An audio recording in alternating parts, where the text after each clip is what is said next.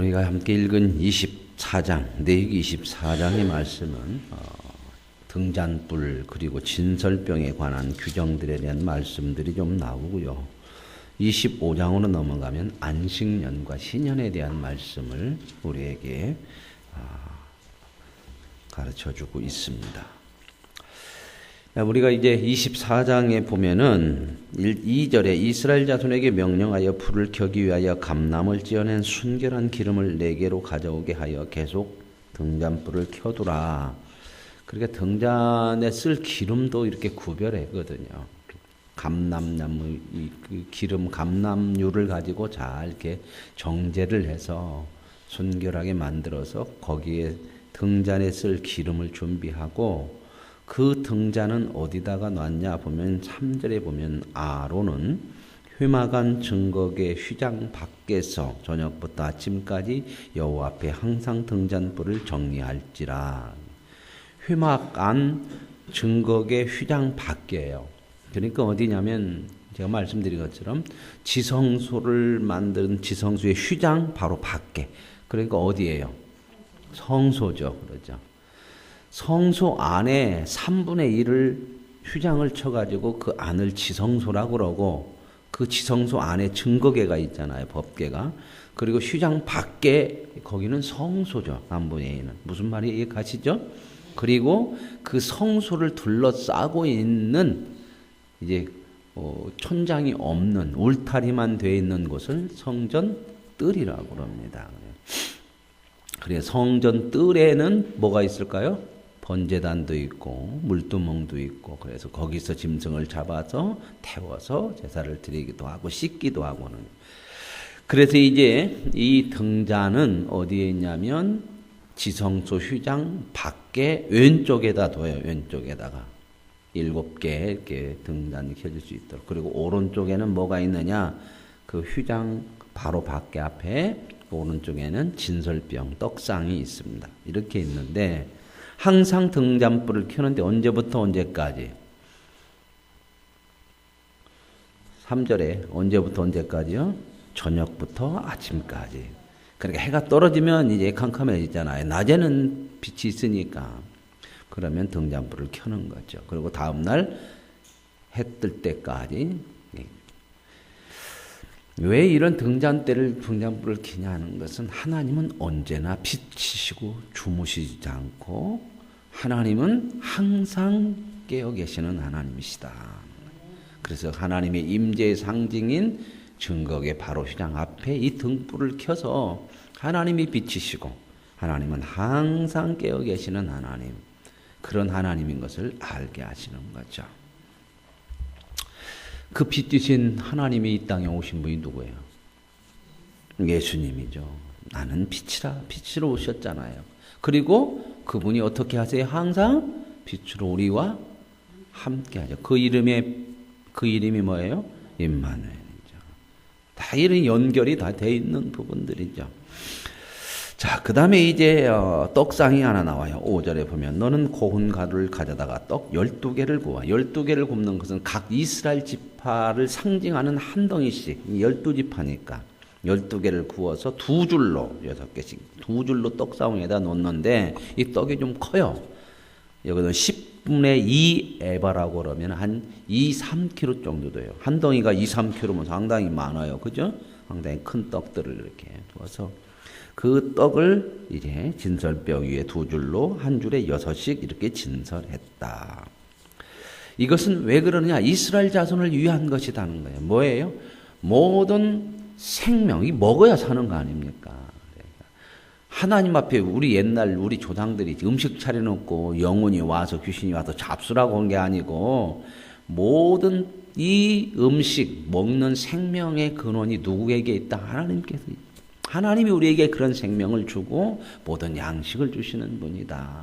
그래서 각 이스라엘의 지파대로 12개 모든 지파의 생명과 먹을 것 모든 것을 하나님께서 허락하신다는 것을 알게 하는 거죠.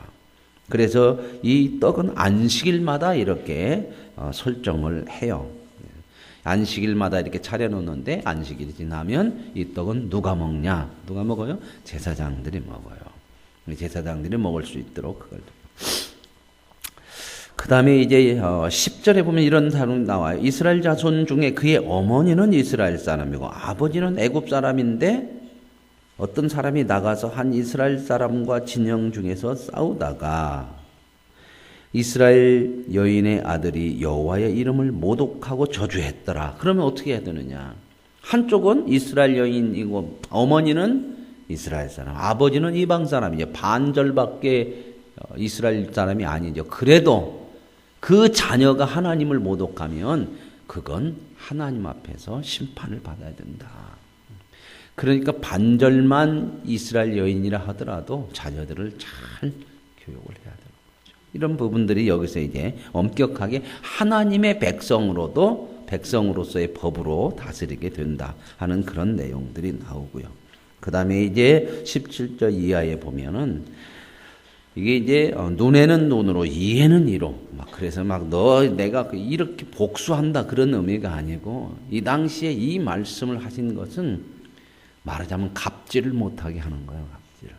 오늘날 돈만 많으면 사람 인격이고 뭐고 내가 너를 팰 수도 있고 패가지고 뭐가 문제가 생기면 뭘로 갚으면 돼. 이건 못하게 만드는 거예요. 만약에 내가 다른 사람을 내가 가난한 사람 나보다 못한 사람을 눈을 쳐서 눈이 빠지면 너도 아무리 네가 돈으로 배상하려고 돈이 있고 권력이 있어도 너도 네 눈 다쳐야 된다. 이런 하나님의 법이 이 사랑의 법이 여기에 깔려 있는 그런 내용들. 이것 가지고 이용을 하면 안 되죠. 그렇죠. 그런다고 해서 오늘날 또 이렇게 막 너 내 눈 뗐어 너도 네 눈 빼 막 이렇게 하는 그런 말, 이 본질 하나님께서 무엇을 말씀하시냐 하는 것들을 이야기하고 있는 내용들이 여기 나옵니다. 그리고 나서 이제 25장으로 넘어오면 이제 안식년이 나와요. 안식년. 6년 동안 땅을 경작을 하고 7년째는 안식하게 하라는 겁니다. 그래서 그 땅이 쉬게 하라는 거죠. 그래서 이제 하나님께서 이 땅이 모든 소유가 하나님께 있다는 거야. 그러니까 우리가 이러한 것들을 잘 하나님 앞에 이렇게 하나님께서 인정해야 되는데, 그래서 이스라엘 백성들에게는 땅은 매매가 안 돼요. 하나님께 받은 것이고 하나님이 주인이기 때문에 땅 자체를 사고 팔 수는 없어요. 이제 뒤에 가서 보면 이제 땅을 사는 것이 아니고 그 땅에서 나오는 소출을 가지고 가격을 매겨요. 만약에 5필지다 그러면 5필지에 나오는 소출이 있을 거 아니에요. 소출이 얼마나 되느냐에 따라서 가격을 매겨서 그 소출로 팔고 사는 거지 땅은 절대 못 팔아요. 그래서 이제 그 땅을 쉬어서 7째에는 쉬게 해라. 그러면 7째 해에 농사를 안 짓는다 하더라도 포도밭이나 이런 일반 나오는 게 있을 거 아니에요. 저절로 자연으로 내가 손을 안 댔는데, 포도도 내가 손을 안 대지만 자연적으로 여는 게 있잖아요. 그것은 네가 먹어라. 그리고 고려인들, 가난한 자들과 함께 먹어라. 그런 내용들이 여기 나와요. 그래서 하나님께서 우리에게 그 모든 것의 주가 하나님이고 그 하나님의 뜻대로 살아야 되는 것들을 말씀하는 거거든요. 이대로 이어지면 참 좋을 것 같은데 오늘날 이렇게 못하죠. 그래서 이제 안식년의 소출은 너희가 먹일 것이니 너와 내 남종과 내 여종과 내 품꾼과 너와 함께 거류하는 자들과 함께 먹어요. 그렇죠? 그런데 이제 함께 먹는데 내 밭에서 난 것이지만 내 것이라고 주장을 못하죠. 왜요? 농사를 안 져서 나온 거 아닙니까? 그러니 이게 네 것이 아니라는 거예요. 하나님이 주신 것이니 이제 이것은 다 나누어 먹으라는 거예요. 어려운 사람들도 참 내 것이라고 하면 못 나눠줘 사람들이. 내가 이래서. 근데 하나님이 주신 것으로 그 땅에 나는 7년째는 일을 안 했잖아 내가. 그런데 나오는 것들은 함께 나누어 먹는 것. 그러니까 우리가 이 모든 것이 하나님의 것이라고 하는 거죠. 그걸 인정하면서 하는 거예요. 어제 아브라함 이야기하면서 하나님의 것이라고 인정이 되어지면 드릴 수 있는 거죠. 얼마나. 그게 인정이 안 되니까 못 드리는 거예요. 하나님 왜 그럽니까? 이런 말이 나오는 거죠. 자, 그 다음에 이제 신년에 대한 내용이 나오죠. 신년. 신년은 안식년을 7번 지내면 77에 49년. 이게 이제 이때도 안식년을 지내죠. 그러죠. 49년째도 안식년을 지내고 특별히 50년째 되는 해를 신년으로 삼아서 안식년을 한 번 더 지내. 그러니까 49년 지내면 49년 안식년 지내고 50년째는 아주 큰 안식년으로서 신년이라고 그러는 기쁨의 해, 그 말입니다. 즐거움의 해, 이런 안식년, 신년을 이렇게 지키는, 이때는 이제 나팔을 불어서 신년을 알리죠. 해방이 되어지고 자유가 이루어지는 거죠. 왜냐하면 사람이 살다 보면 남의 집에 종살이도 갈 수 있고, 내 땅을 잡혀서 그렇게 넘어갈 수도 있고, 여러 가지 이런 빈부의 격차가 생겨나고 자기의 것을 잃을 수 있지만, 자기의 것이 아니라 이게 다 누구 거다? 하나님의 것이니 원래대로 돌려놔라, 그 말입니다.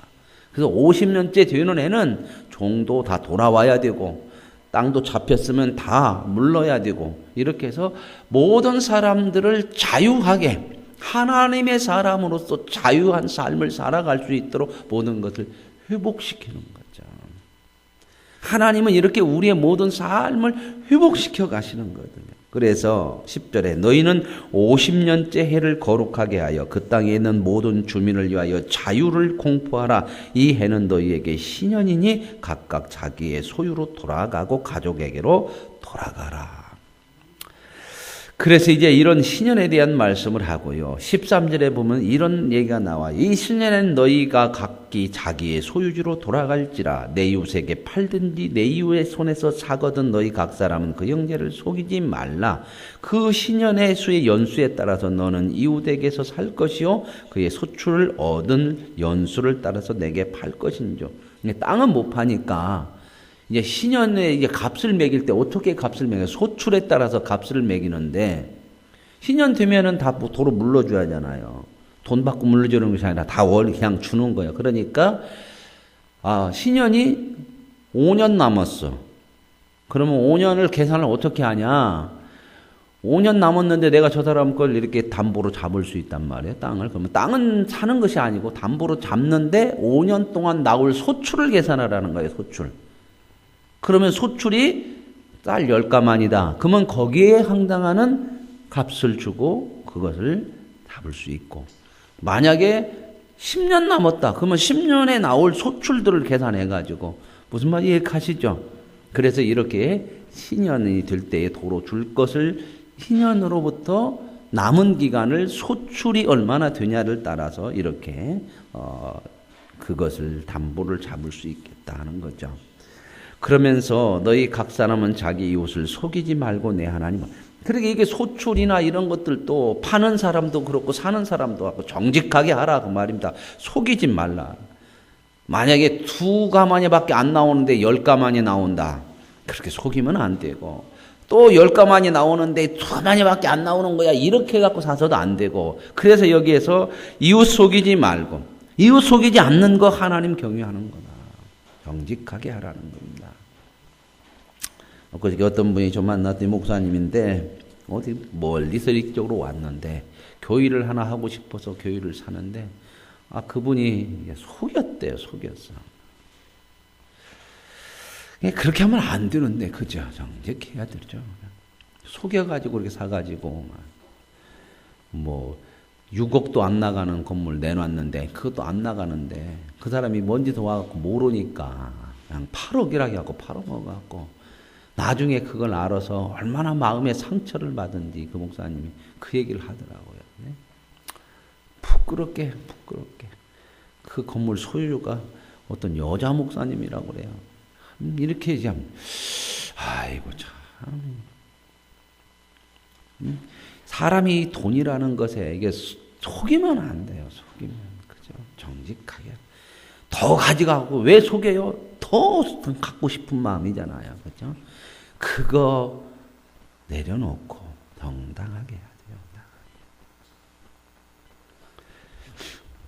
그래서 이제 18절에 너희는 내 규례를 행하며 내 법도를 지켜 행하라. 그리하면 너희가 그 땅에서 안전하게 그 그 하나님의 규례대로 이렇게 해야 그 삶이 안전한 삶이 된다는 거예요. 그 속이고 그래가지고 안전하지 못해요. 자, 이 땅에 이제 경제 공동체가 좀 이렇게 회복이 좀 됐으면 좋겠는데, 우리나라의 가장 큰 문제는 빈부격차가 심하고 모든 부의 편중, 이 모든 기업이나 이런 것이 대재별로 아주 쏠려 있다고 하는 거죠. 그래서 항상 정치하는 사람 뭐라고 그래요? 재벌 개혁을 얘기해요. 이거 개혁해야 돼요. 이렇게 안고 가면 정말 힘들어요. 그래서 이번에 지금 문제가 좀 심각한 게, 우리나라 최고의 재벌인 삼성광 이 권력이 위탁해가지고 이거 특검해서, 그래서 이재용 씨 아마 오늘 새벽에 결정이 아마 날 것 같은데, 구속이 될 거냐 아니면 기각이 될 거냐, 이런 것 개혁해야 되는 거거든요. 이거 개혁 안 하면요, 이거 평등하게 우리 사회가 아름답게 이 경제적인 기반을 튼튼하게 못 살아가요. 이 미국 같은 사회는요, 자수성가한 사람들이 한 70% 되는 거예요. 성공하고. 근데 우리나라는 자수성가한 사람이 10%도 안 된다. 전부 어떻게 해요? 재벌에 치중이 돼 있어갖고 대대손손 그들만 부유하게 사는 거죠. 막 경제 체제가 이렇게 돼서 재벌을 개혁하면 우리나라 경제가 조금 영향은 있겠죠. 그러나 그거 해놔야 됩니다. 앞으로 계속 우리나라가 1, 2년 살고 말 거 아니잖아요. 경제 재벌이 휘청하면 그냥 나라가 휘청해 버리니까 몇 사람의 이런 부분들이 이제 중소기업에 이렇게 좀 고르게 나누어져서 밑에 기반들이 좀 튼튼해야 되죠. 이 부라고 하는 거, 이것이 너무 이게 치중되어져서 참 심각한 문제들이 우리나라에 있는 그런 부분들이 있습니다. 안전하게 거주할 게 뭐냐? 하나님의 규례대로, 하나님의 법대로 살아라. 하나님께서 그러면 너희를 거기서 안전하게 거주하게 하겠다는 겁니다. 하나님 말씀대로 해야 이 땅이 안전해져요. 그게 복받고 사는 거거든요. 저와 여러분의 삶도 자꾸 더 많은 욕심에 치우치지 마시고 하나님 말씀의 안전한 뜻대로 따라 살아가서 하나님 규례대로 살아서 하나님이 저와 여러분의 인생에 안전한 삶을, 복된 삶을 주어줄 수 있길 원합니다. 그 다음에 이제 이렇게 토지를 이렇게 넘어갔다든지 이제 그렇게 담보로 넘어가면 영구히 팔지 못한대요. 그래서 토지는 하나님의 것이다. 이렇게 23절에 분명히 이렇게 나와 있습니다. 그래서 이제 토지가 이렇게 넘어갔을 때 물러주는 것이 또 있어요. 1년 안에 이렇게 모르기도 하고, 또 누가 물러줘야 되냐?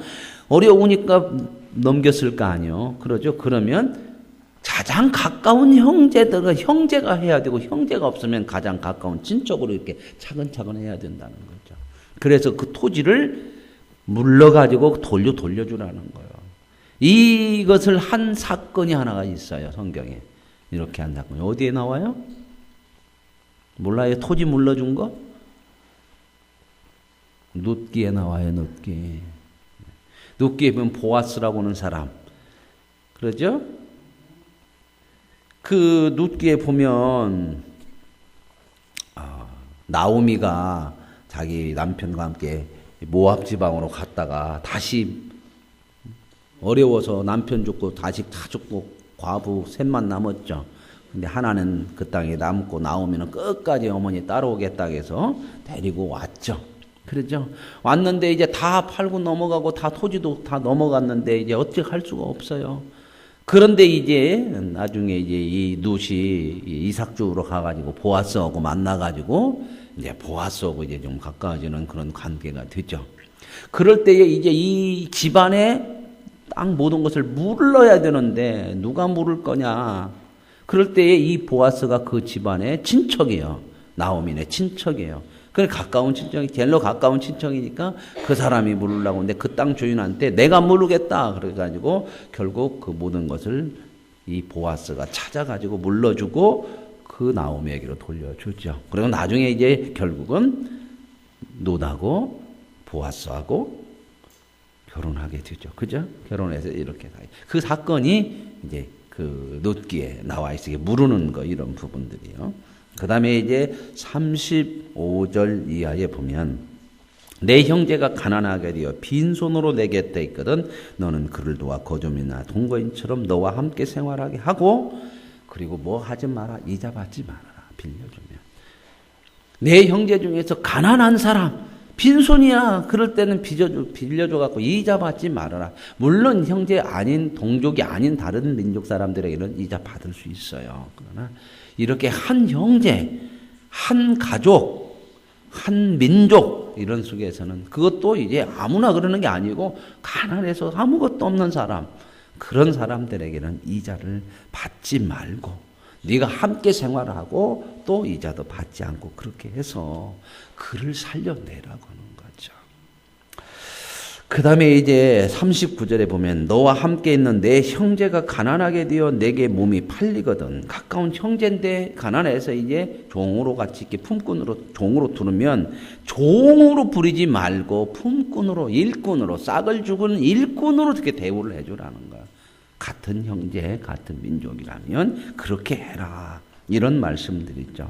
그래서 이제 44절 이하에는 종은 남녀를 막론하고 사방 이방인 중에서는 종으로 취할 수가 있는데 이 이스라엘 민족 가운데는 종으로 들어왔다 하더라도 그 사람을 종이 아니라 품꾼으로 일꾼으로 그렇게 대우를 해 주라 하는 그런 내용이 있습니다. 그래서 여기서 이제 55절 끝에 이렇게 나와 이스라엘 자손은 나의 종들이 됩니다. 이스라엘 백성은 하나님의 종들이니까 너희들이 종처럼 그렇게 부리지 말고 만약에 그렇게 종으로 들어와도 그들을 일꾼처럼 대우해 주는 그런 모습. 오늘 이 하나님의 말씀을 통해서 우리가 다시 한번 생각해야 될 게 그 중심이 뭐예요? 하나님 사랑, 하나님 규례를 지키고 그것이 이웃사랑으로 가는 것.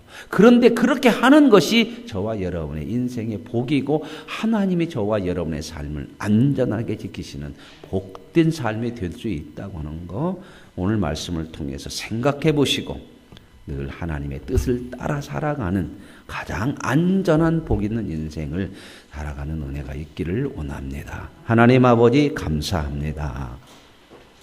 하나님 말씀하시기를 하나님의 뜻대로 사는 것이 가장 안전하고 하나님의 은혜와 복을 누리는 삶이라고 말씀합니다. 모든 것이 하나님이 주인이오시니 주인의 뜻대로 살 때에 우리의 인생의 가장 아름답고 복됨을